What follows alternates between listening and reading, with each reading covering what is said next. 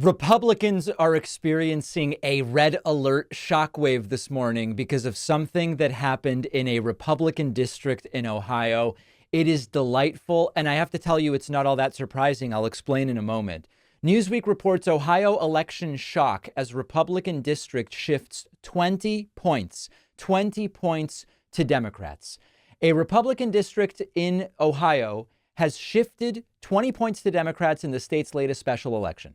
Republican State Senator Michael Rulli defeated Democrat Michael Kripchak to win the election held in Eastern Ohio's 6th District Tuesday to fill a vacancy left by Bill Johnson, who resigned in January. While he won by some 10 points, 54 to 45, it's really 9 points, the results mark a decline in Republican support in Ohio's 6th District compared to previous elections. Johnson won his last 4 elections by more than 30 percentage points. Trump won the battleground state by 8 in 2016 and 2020. This is a huge seat. This was a seat that was plus 29 or 30 for Republicans over recent years. And this time they won by only 10. Now, you might say, David, I don't really understand the significance of this. And I would understand that because it's not totally obvious. When you see the presidential margin in some of these districts, Trump himself won this area by 29.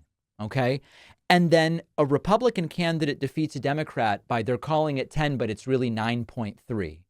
You have to wonder what is going on here. What would be happening in a big Republican district where Republicans historically won by 30? Trump won it by 29.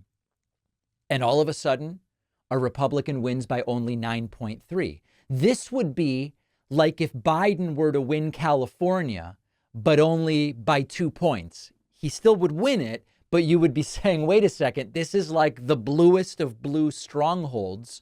And Biden's only able to win it by 2, that signals trouble. Now, we also have to be kind of cautious and recognize that Republicans have lost everything since Trump squeaked into the White House in 2016, but that doesn't mean they're not going to be able to win in November anyway and squeak back in. Admittedly, Biden also squeaked in. And what I mean by that is, in 2016, electorally, had Hillary Clinton found about 77,000 votes in 3 states, she would have won electorally. She won the popular vote, goes by electoral college. She would have won if 77,000 votes in 3 states went a different way. Similarly, in 2020, Joe Biden won thanks to only about 125,000 votes in 3 states. Had 125,000 people in 3 states voted a different way, despite losing the popular vote by millions and millions, Trump could have become president by winning the electoral college. So the big story, if we are to zoom out here, is that after barely winning in 2016, the 2018 midterms were not good for Republicans. The 2020 presidential election was not good for Republicans. The 2022 red wave that never materialized actually led to Democrats growing their majority in the Senate. The 2023 off-year elections were very bad for Republicans.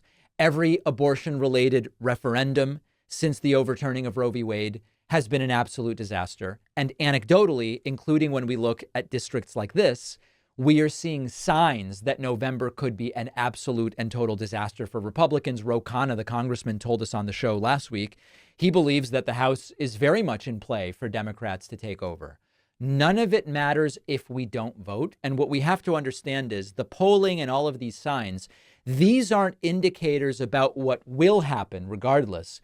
These are suggestions about what could happen if we actually get out and vote and the election results in November reflect the will of the people. We can all want these to be the results. The perspective of the country can very much be, if we all have our voices heard, Republicans will do really terribly. But unless we actually go out and vote and make it a reality, none of it matters. And that's the critically important thing. A very bad sign for Republicans there in Ohio. It is time to start thinking like voters and to make sure that kids understand the importance of voting, how it works, registering, ballot initiatives, because so many kids just have no idea. That's why I wrote the new children's book, Think Like a Voter. I can think of no better time and no more important group of folks to try to reach. The book is now available at davidpakman.com/book, where, by the way, you can get the first 2 books in the series as well. Think Like a Detective and Think Like a Scientist. Really important stuff. Donate them to local libraries, classrooms, read them with the kids. davidpakman.com/book.